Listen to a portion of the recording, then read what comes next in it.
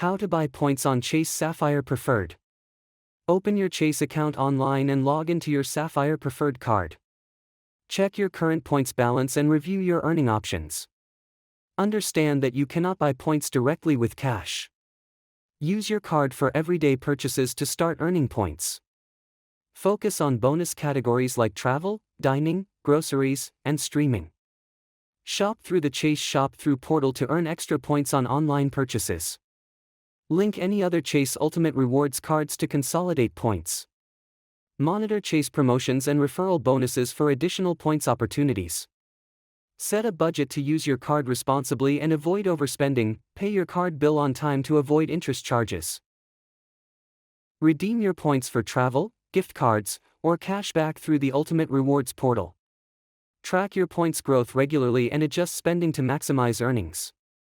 Consider transferring points from other Chase accounts if needed for bigger redemptions. Keep an eye on special offers and seasonal promotions to boost your points balance. Thank you for watching.